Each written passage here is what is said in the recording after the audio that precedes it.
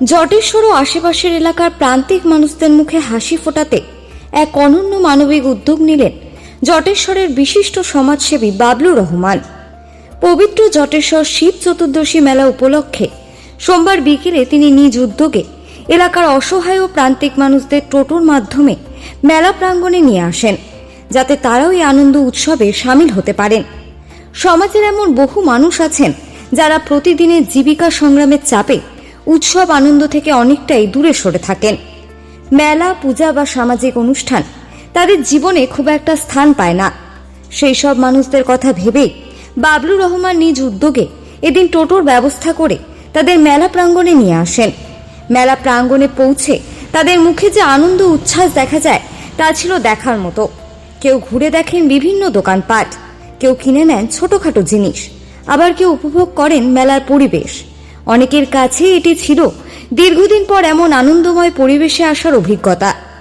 একসঙ্গে ঘুরে বেড়ানো, হাসি, আড্ডা, গল্প সব মিলিয়ে মুহূর্তগুলো হয়ে ওঠে স্মরণীয়। এরপর সকলের জন্য খাবারের আয়োজন করেন বাবলুর রহমান। সবার হাতে তুলে দেন ফলের প্যাকেট ও সামান্য আর্থিক সহযোগিতা, যাতে তাদের দৈনন্দিন প্রয়োজনেও কিছুটা সহায়তা হয়। শুধু আর্থিক সহায়তা নয়, তার আচরণ ও আন্তরিকতা উপস্থিত সকলের মন ছুঁয়ে যায়। তিনি প্রত্যেকের সঙ্গে কথা বলেন, খোঁজ খবর নেন, তাদের সমস্যার কথাও শোনেন। স্থানীয় বাসিন্দারা জানিয়েছেন, সমাজে এমন উদ্যোগ খুবই প্রয়োজন। শুধু দান বা সাহায্য নয়, প্রান্তিক মানুষদের সঙ্গে সময় কাটানো, তাদের সম্মান দেওয়া এবং উৎসবের আনন্দে সামিল করা, এই মানসিকতায় প্রকৃত সমাজসেবার পরিচয়। এলাকার মানুষের মতে এমন উদ্যোগ নিয়মিত হলে সমাজে ইতিবাচক পরিবর্তন আরো দ্রুত আসবে।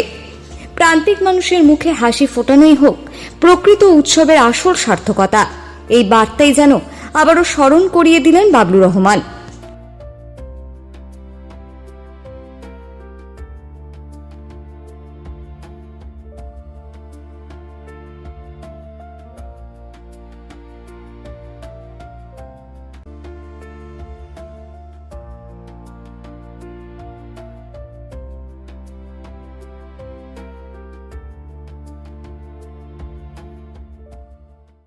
ভালো হচ্ছে।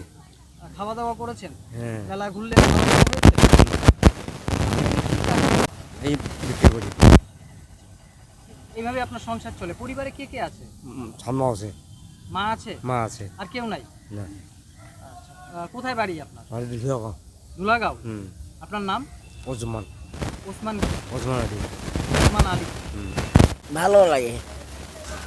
এর আগে মেলায় এসেছেন? না, আসি নাই। আজকে আসলেন? কার সঙ্গে আসলেন? বাবলুর রহমান। ওনার সঙ্গে আসলেন? কিভাবে আসলেন মেলায়? ও টোটো থেকে আসছে। আচ্ছা, তারপরে খাওয়া দাওয়া করলেন? হ্যাঁ ঘুরলেন মেলা? কেমন লাগছে এখন? আনন্দ লাগছে? হ্যাঁ, ভালো লাগে। খুশি আপনার? হ্যাঁ।